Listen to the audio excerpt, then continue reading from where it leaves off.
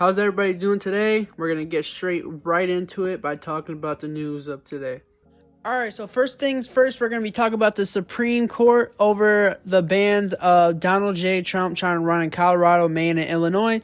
Obviously, the SCOTUS has overruled that. They say that he can actually run in these states, which the SCOTUS has said that the Congress actually can, it's up to Congress to decide if Trump can be in these ballots in these states. It's actually interesting to watch because if this went Trump's way, obviously Trump would have went on Truth Social and he would have started saying da da da da the election is rigged, this and that. He would just start causing a whole bunch of scenes, and he would be saying that there's go out and protest for your president Trump, and people go out there and protest who say if it will be really bad or not. But it's really interesting to watch about what's going to happen tomorrow, Super Tuesday. I'll be covering that. When I say that stuff about Trump, I ain't a Republican or a Democrat. I am an independent. So let's get into the loss of personnel. Russians have lost over 1,150 new personnel. That means plus 6 tanks, plus armored combat vehicles, plus 22 artillery, totaling out to 417,950,000. These are some numbers that Ukraine has lost during the recent clashes over in Avdiivka, west of Avdiivka area. These numbers are really interesting because I can't even tell you if Ukraine has even been telling the truth of how much they really lost over here.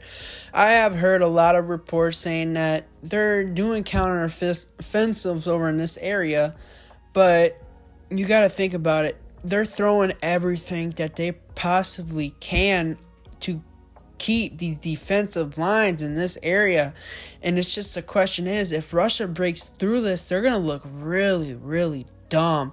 And it's like, why are you guys doing this? Y'all should be making defensive lines in the back, which I know it's going to take a little minute. But throwing everything at this area that ain't really that important. I mean, strategic wise, it might be important for the Ukrainians, but it ain't really that like that. I guess they do have a defensive line over in this area. They don't want it to fall. It's going to make them look dumb, obviously.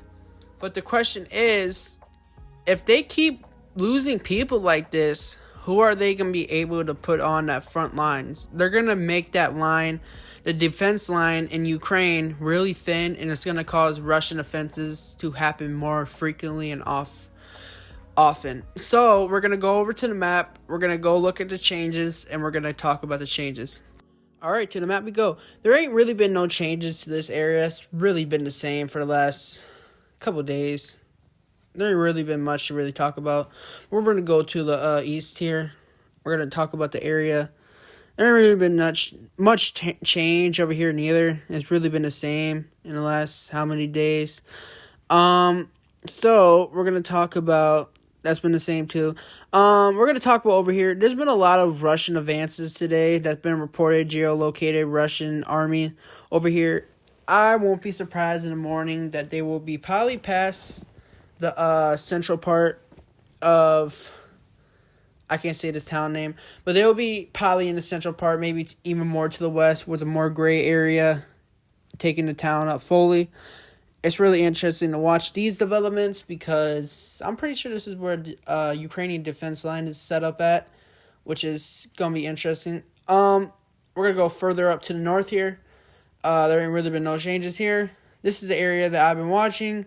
I won't be surprised if the Russian army moved from the east to the west to go meet up with that army over there and then take those areas to the south of where the army is at on the road and take over those strategic areas. So we're going to go up to, that's really been the same in the last few days too. There ain't really been much to really talk about coming out of there. They'll probably end up falling in the next few days.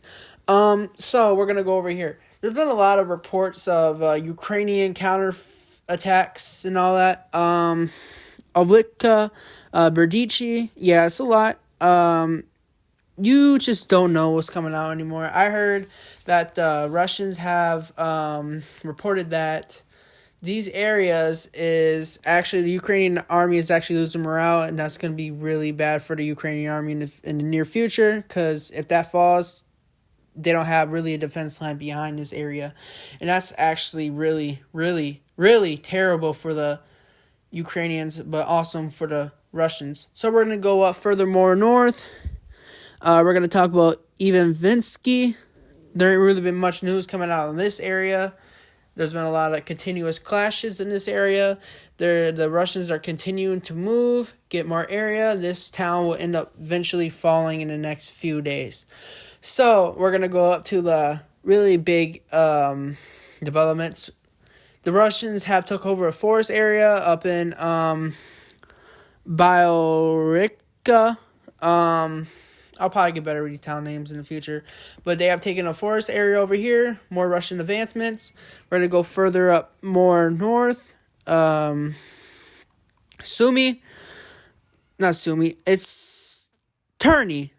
Over up by Turney. There's been a lot of reports of Russian advances up to the town. There's been reports that the Russians have taken the first actual street over here, but that's still to be confirmed yet by official sources. It's just people saying that this has happened. People haven't geolocated the Russian army yet.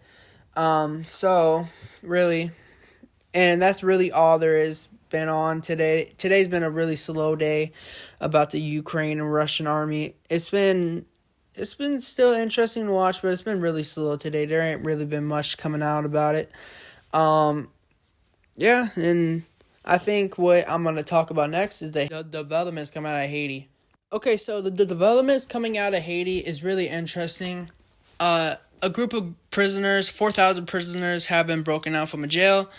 It's a gang of prisoners. I've been hearing things about it, but major news outlets and people haven't really been reporting on it, so I really don't know what's going on. But as you can see here, there's been people shooting at the police, armed men. Curfew was issued, and there's been a lot of things going on down here, including people setting stuff on fire. There's been reports that the gangs are trying to take over the government down in Haiti. I won't be surprised because the Haitian government ain't really that strong. There's been a lot of things going on down there. They've been trying to take over that government for years now, and it seems like it's finally going to happen. But I won't be surprised if the U.S. tries to intervene, send soldiers down there. Putting our soldiers in that ground isn't really that safe. I mean, I get that they need help with like riot controls, getting everything under control, but that ain't really our stuff to worry about. I can see it happening and people gonna get really mad about it. I bet there will be probably protests about it, but who knows yet? And who knows, what if these people try getting into our country and then causing a whole bunch of stuff in our country, which our border is wide open. If y'all didn't know, I'm pretty sure the border is wide open with Canada too, but it takes really hard to get in, but I bet you people still come in every single day from up there. And I bet you Haitians are going to try getting in now because of what's going on in their country. My question is for y'all. Do y'all think that the eastern part of Ukraine will eventually be taken over by Russia? I know that Russia's been trying to get the borders back since 1993 because Putin already said that they want to try to get the Soviet Union back, which is really, really big. It's really interesting. But how can you run a communist / controlled government in that big of a area? Haitian, though, is really interesting to watch. And then tomorrow, I'm going to be having some numbers from the Super Tuesday primaries from all sorts of states. The numbers from there. Reporting on Nikki Haley. If she don't do good, I can see her dropping out. But who knows? Because there's still a lot of things to be decided on Donald Trump. But I hope y'all enjoyed this video. I hope y'all subscribe, like, comment, share, tell your friends. Peace.